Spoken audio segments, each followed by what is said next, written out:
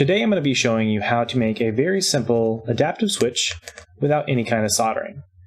There are a lot of tutorials out there that use soldering to make switches, but I wanted to create one where someone that doesn't have a soldering iron or is unfamiliar with soldering could still make a very simple budget adaptive switch.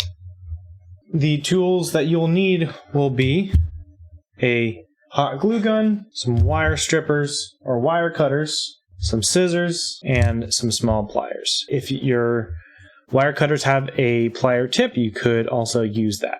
The materials that we'll be needing will be a mono audio jack cable, some small switches. Today we'll be using these small tactile switches you can order on Amazon. You can also order the audio cable on Amazon as well. Copper tape, which you can also order on Amazon. So to start things off, we're going to be preparing our cable. So one cable like this will make two switches, and you have to make sure that they are mono audio.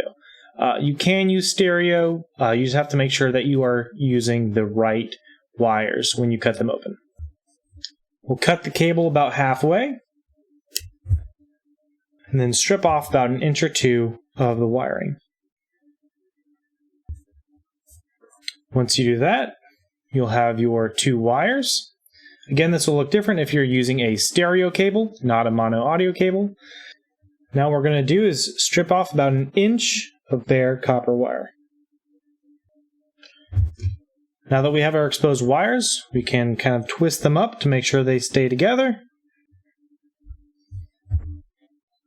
Now we can prepare the small switch. What we'll need to do is connect the wire ends to both of these little legs. You want to make sure that the 2 legs are on the same side and not on opposite sides like this. So if you have an open face like this, that is not the 2 you need to connect. You need to flip it, connect the 2 that are on the same side. So for these, we can just kind of bend them down and out of the way so we don't get confused.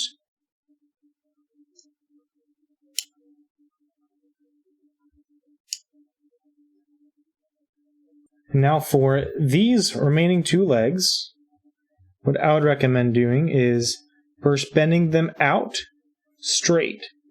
So it should look something like that.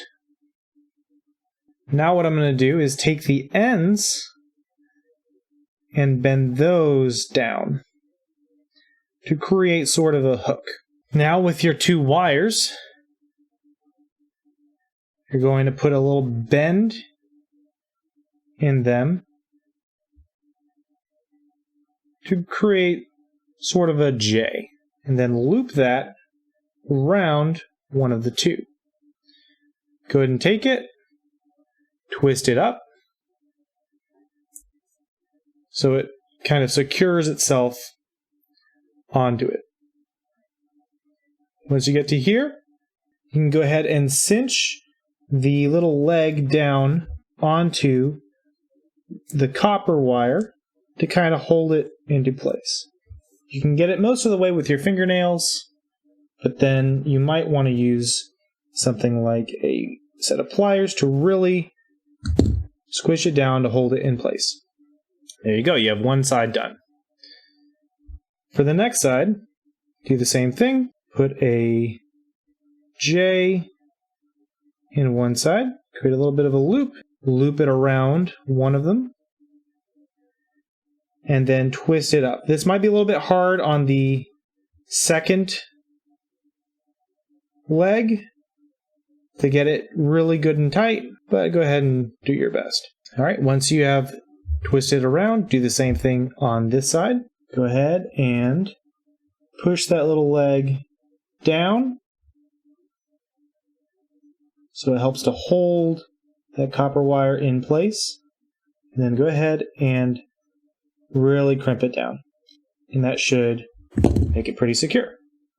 And there you go. You should have, at this point, a functioning switch. You can go ahead and test it out if you would like. But what we want to do now is to make it a little bit more secure and connect a little bit better. So to do this, we're going to take some of our copper tape. You don't need a whole lot. I'm just going to cut off about,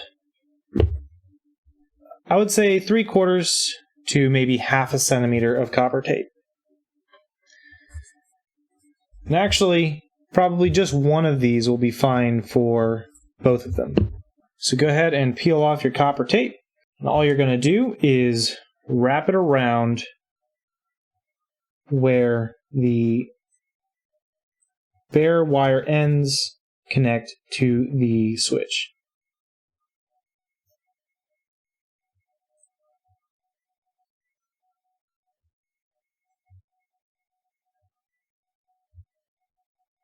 The most important thing here when you're doing this is that it doesn't get too bulky to where it connects to this side.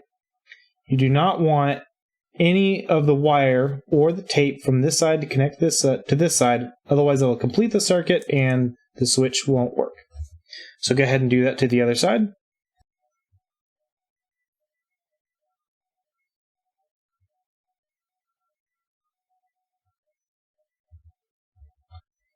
Great, now you are almost done. Alright, so at this point you should have your working switch. Now let's provide a little bit of insulation to it and give it a little bit more structure with some hot glue. So what we're going to do is take your hot glue gun and go ahead and just kind of smother this whole area with hot glue. And our goal here is really just to make sure that it really sticks to the switch. Not only that, it should also help to keep the wires from connecting in the future as well. So there you go. You could be done at this point, have a little bit of a switch.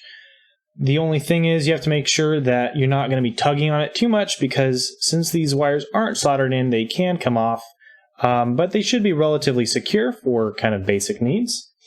You can go one step further, take something like a coaster or a credit card or a gift card, and you can hot glue it straight onto the back. Put a glob of hot glue, and I'm just going to stick it straight into there. Now the important thing here is that you don't get any hot glue on the top of it, as that might affect the mechanism of it. I added a little bit more hot glue just to kind of secure the wires to make sure that that little switch does not pop off, but at this point you should have a working button. Thank you.